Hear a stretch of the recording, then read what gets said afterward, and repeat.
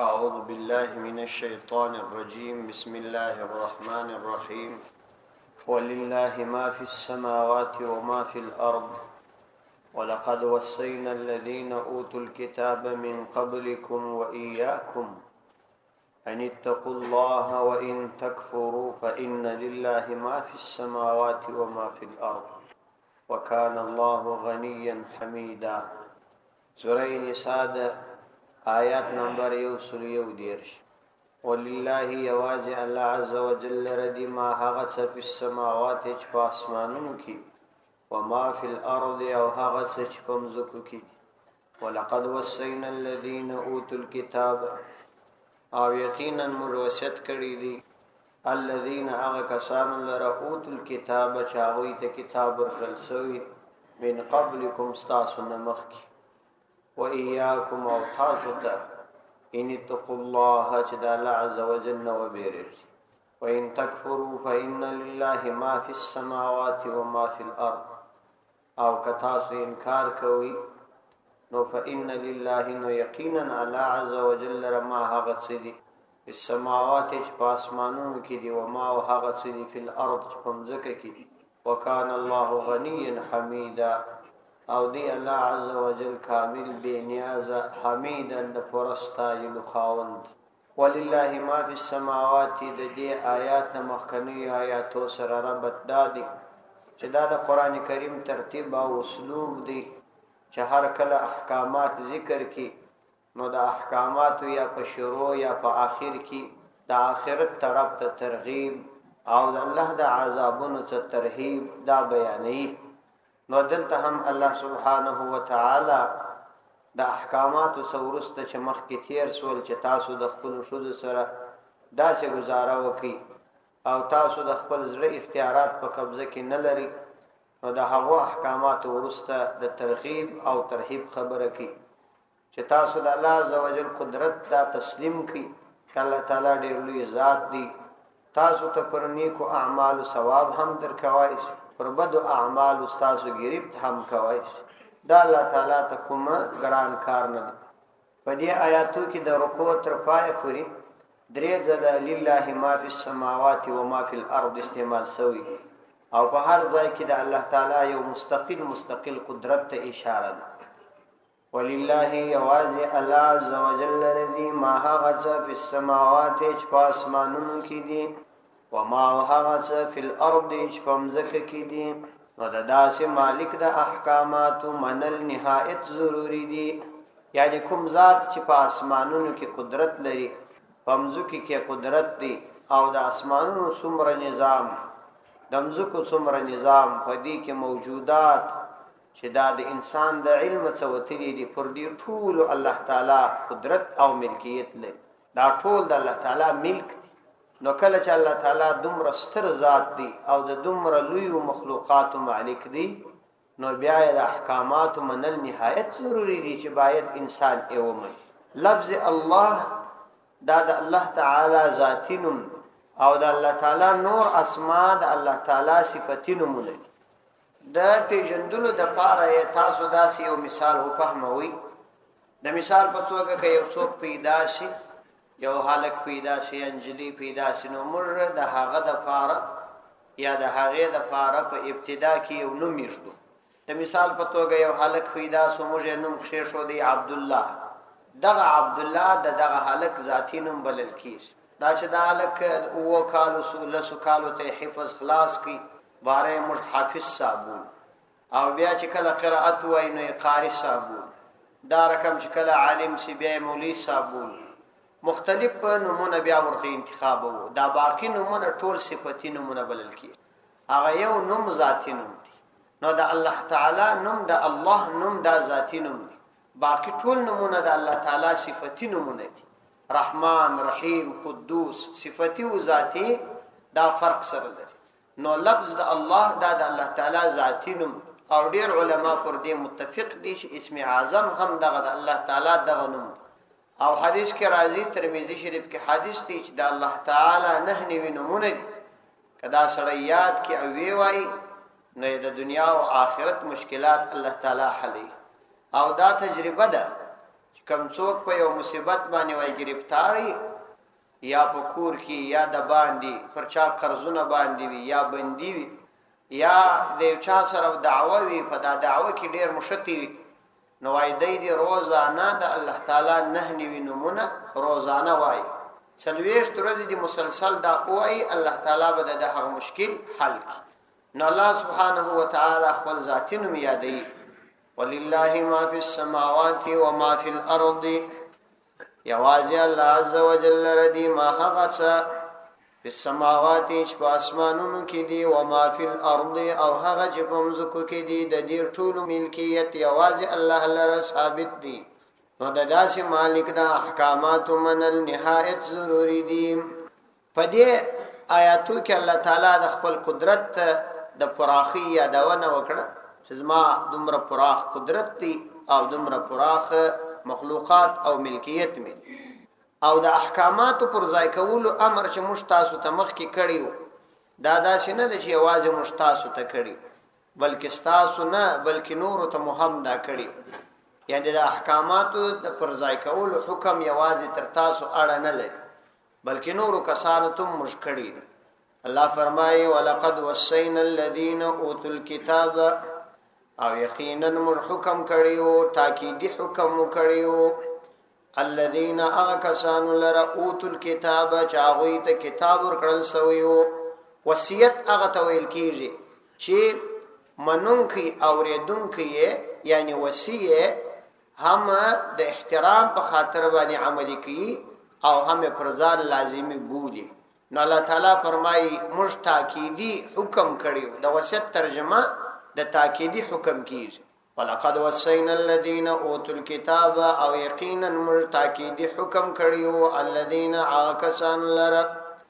اوتوا الكتاب چاغوی ته کتاب ورکړل سویو چې تورات او انجیل و من قبلکم استاسو نمخ کی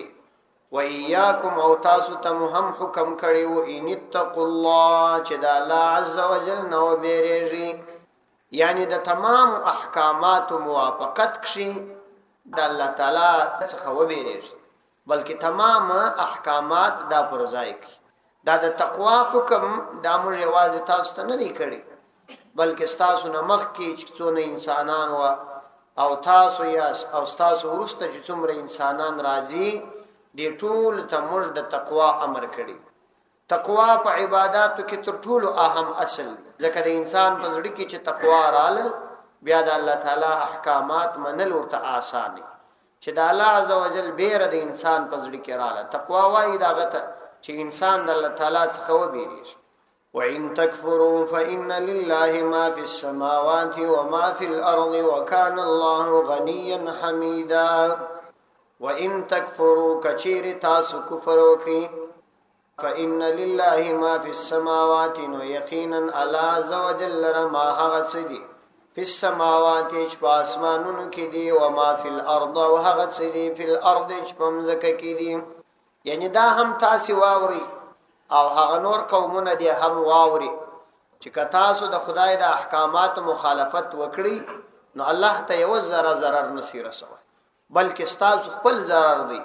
او تاسو به خپل د لوی تاوان سره مخامخ شئ نو دا هم تاسو واوري او دوی دي هم واوري و ان تکفروا کتاسی کفر وکي یعنی د الهی احکام مخالفت وکړي نو تاسو الله تعالی ته هیڅ ضرر نسی رسولای البته تاسو ته ضرور ضرر رسیږي ځکه فإن لله یقینا الله عز وجل ما هغه سدي فی السماوات چې په اسمانونو کې دي او ما هغه سدي فی الارض چې په مځکه کې دي نو دا سلوی ذات نقصان د کومي خارسیږي هیڅ امکان نه لري چې هغه ته ضرر ورسیږي ستا په عبادت او ستا په عبادت نه کولو باندې د الله تعالی په پاچهي کې نه زیادت راځي او نه د الله تعالی په پاچهي کې کمبود راځي بلکې دا ستا د لپاره سعادت دی چې ته د خدای د احکامو پابندي وکې دنیا به هم برابر وي آخرت به هم برابر او کله الله عزوجل د احکام مخالفت وکې نو د الله تعالی پاچهي ته تاوان نه رسیږي البته تب ضرور په نقصان او تاوان کې لوي فإن لله نو یقینا الله عز وجل ما هغه سدي په سماوات چې په اسمانو کې دي او ما هغه سدي په الارض چې په مځکه کې دي په دې کې د الله تعالی قدرت ته اشاره ده چې الله تعالی دومره قادر ذات دی چې ستاد اطاعت نه کولو په وجه او ستاد مخالفت نه کولو په وجه د هغه په پاچهي کې هیڅ نقصان او تاوان نه راشي. دی کې الله عزوجل خپل بندگانو ته دا خبره کوي چې یو سړی دی د الله تعالی نه فرمانی په دې نیت نه کوي چې ګوا کې زب الله تعالی ته تاوان ورسي. یعنی کدا د نړۍ ټول کافران را ولاړ شي د الله تعالی د نظام په مقابله کې لکه اوس چې ولاړ دي داسې اتفاقا ودرېږي نو هم د الله تعالی په پاچهي کې یو ذره نقصان نه راځي. دا که څوک د پیغمبر علیه الصلاۃ والسلام اهانت وکړي یا د دین اهانت وکړي په دې نه د الله د پیغمبر اهانت کیږي نه د خدای پاچهي ته نقصان رسیږي بلکې خپل هغه کس په ډېر لوی نقصان او تاوان کې لويږي چې الله تعالی به یا په دې دنیا کې د مسلمانانو په لاس باندې سزا ورکړي کنه د آخرت سزا خو یقیني ده چې هغه به وي. الله فرمایي چې دا ازما په پاچهي کې نقصان نه پیښي. وکانه الله غنیا حمیدا وکانه الله او دی الله عز وجل غنیا بنیاز حمیدن دستائل لایق یعنی الله تعالی بنیاز دی د چا د اطاعت حاجت نه لري او نه چاته ضرورت لري. حمیدا پرستایل سوی ذات دی کامل صفات دی د چا د مخالفت په وجه په صفاتو کې یو ذره نقصان ناراضي ټول صفات یې پر خپل ځای باندې. ولله ما فی السماوات و ما فی الارض ولله یواز الله عز وجل ردی ما هغه فی السماوات چې په اسمانو کې دي و ما هغه فی الارض چې په مځکه کې دي. یواز الله عز وجل را ثابت دي هغه ټول ملکیت په السماوات چې په اسمانونو کې دي و ما هغه فی الارض چې په مځکه کې. په دې آیات کې به اشاره ده ودیته چې الله تعالی دومره قادر ذات دی نو د نیکو کارو بندگانو د اطاعت شعار بندگانو کفایت هم کی بیا د دغه بندگانو د پاره کافی دي. ولله ما فی السماوات والارض یواز الله عز وجل ردی ما هغه فی السماوات چې په اسمانونو کې دي و ما هغه فی الارض چې په مځکو کې دي. وکفا بالله وکیلا او کافی دی الله عز وجل وکیلا کارساز. ایشا یذهبکم ایها الناس ویأتی بآخرین وکان الله علی ذلک قدیرا. ایشا کو غواړي الله عز وجل یذهبکم ایها الناس نو لری بکړی تاسو ایها الناس ای خلقو ویأتی بآخرین او نور خلق براولی وکان الله علی ذلک قدیرا او دی الله عز وجل علی ذلک فردغ بانی قدیرا کامل قدرت لرونکی. ولله ما فی السماوات و ما فی الارض یواز الله عز وجل ر ملکیت ثابت دی او تصرف ثابت دی. ما ده هغه په سماوات چې په اسمانونو کې دي و ما ده هغه په الارض چې په مځکو کې دي. مطلب دا چې الله عز وجل هیڅ چاته د دې ملکیت او اختیار او تصرف نه دی ورکړي بلکې د ټولو خالق دی او متصرف یې هم دی. نو چې کله هغه داسې مختار ذات دی نو بیا د هغه بندگان چې د خپل رب اطاعت کوي د بل هیڅ چا څخه وهم نه کوي. وکفا بالله وکیلا او کافی دی الله عز وجل وکیلا کارساز. الله سبحانه وتعالى بیا ستاسو لپاره کارساز. نو کله چې د مزکو اسمانونو مالک ستاد عبادت په وجه ستا کارساز سو بیا تا ته د بل څه وهم کول د کوم خوا جائز دي. بیا ته ولې د نور سره متاثر یې بیا ولې د نور څخه تعصر اخلي او د هغو عقاید د هغو اعمال د هغو اقوال قبله ځکه چې الله عز وجل ستارب دی او ستا کفایت کوي. ایشا یذهبکم لیکن هو الله عز وجل فرمایي چې دا عبادت کول د ازما په پاچهي کې زیادت نه راوړي او یا ستاسو نافرمانی کول د ازما په پاچهي کې نقصان نه راوړي. دا عبادت کول د نیک اعمال کول دا ستاسو خپل سعادت دی دا ستاسو خیر دی دا ستاسو ګټه ده کنه. الله عز وجل ته څه زور غواړي تاسو به ایسته کې پر ځای به نور خلک راولي بیا باغوي تر تاسو د خدای ښه عبادت وکړي. نو الله عز وجل چې تاسو پیدا کړی یاست او دی عبادت ته انتخاب کړی یاست دا د الله عز وجل د طرفه پر تاسو فضل او کرم دی احسان دی او تاسو د لپاره سعادت. نو الله فرمایي دا عبادت تاسو سعادت دی د الله تعالی په پاچهي کې کوم زیادت نه راولي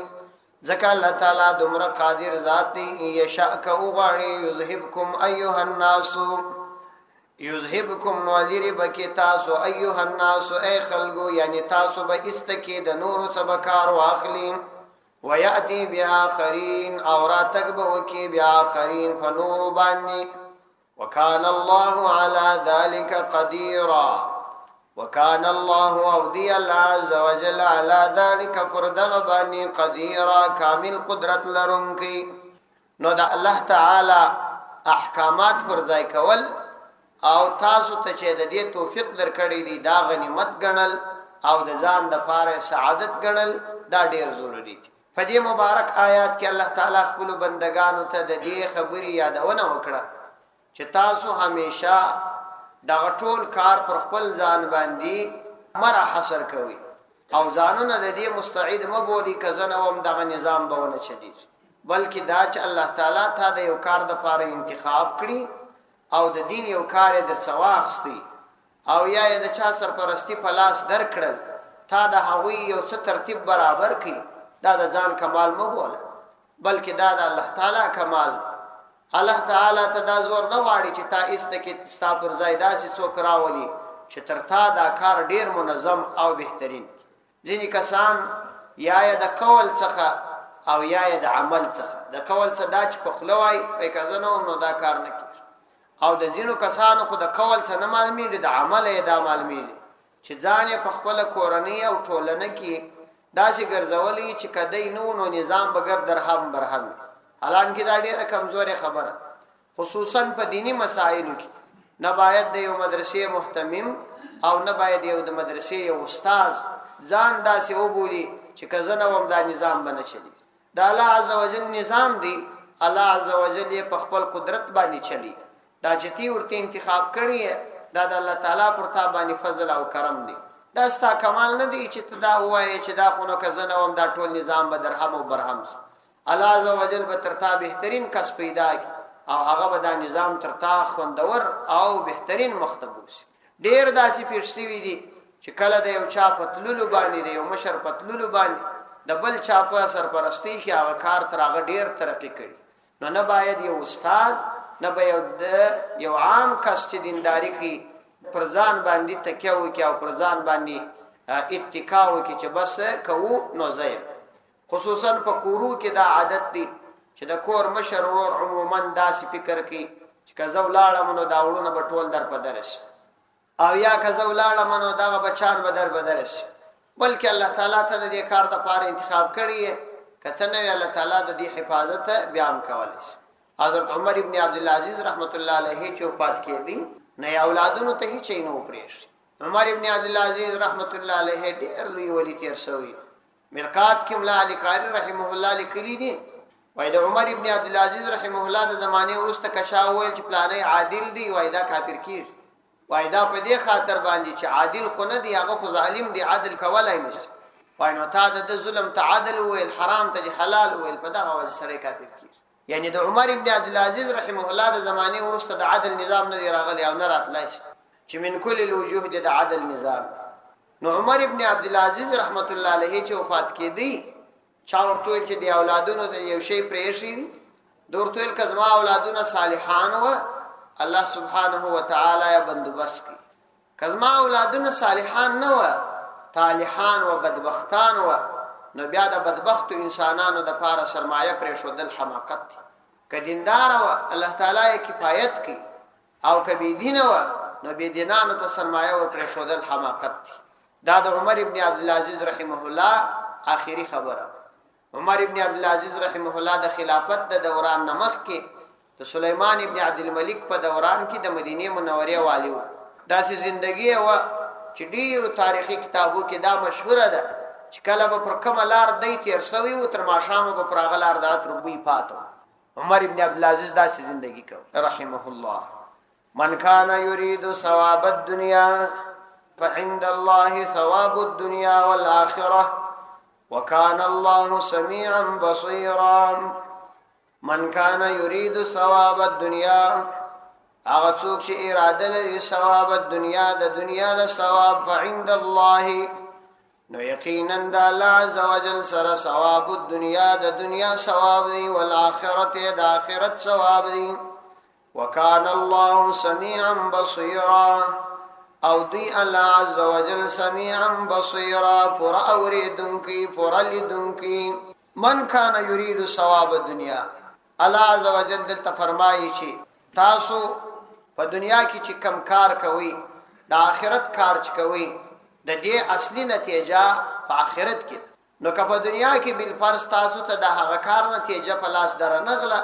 بد دی لکېږي ما په دې پریشانه کېږي ما ځکه خبره خو د آخرت خبره ده او د آخرت د پاره به تاسو ډیره لویه سرمایه جمع کړي من کان یرید ثواب الدنیا او د آیات ساتي چې اصلي کار د آخرت کار دی نو من کان یرید ثواب الدنیا نو څوک چې اراده لري ثواب الدنیا د دنیا د ثواب دا په ډیره لویه غلطي کې واقع دي ځکه فعند الله یقینا د الله عز وجل سره ثواب الدنیا والآخرة د دنیا ثواب هم دی والآخرت د آخرت ثواب هم دی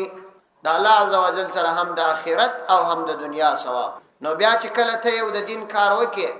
آخرت دیم په جوړیږي دنیا دی هم په جوړیږي کله د دین د کار دنیا غرض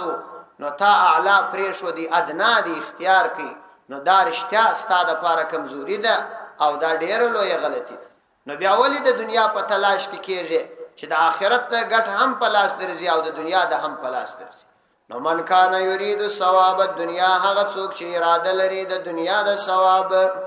هغه په ډیره لویه غلطی کې واقع دي فعند الله د الله عز وجل سره ثواب الدنیا والآخرة د دنیا او آخرت ثواب دي نو چې کله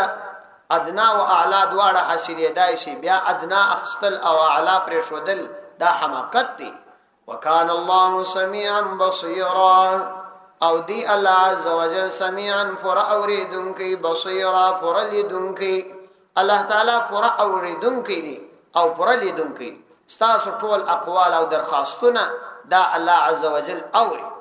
نو دا درخواستونه که دنیوي وي که د آخرت وي که د دنیا وي دا ټول الله تعالی ته معلوم دي او ستاسو ټول نیتونه الله تعالی ویني نو دا ورته معلوم دي نو طالبان آخرت چې څوک د آخرت ته طلب کوي هغوی ته په دنیا کې هم په آخرت کې هم ثواب ورکړي او طالبان دنیا د آخرت د ثواب محروم ګرځي نو صرف د دنیا درخواست کول په کار نه دي بلکې سړی باید د خپل آخرت فکر وکړي تر څو چې دنیا خپل سړی ته پلاس ورسي په عبادتو کې بسړی یوازې د آخرت فکر کوي دنیا خپل راځي البته د دنیوي کارو د پاره جلا مستقل خواست کول دا منع نه دي صدق الله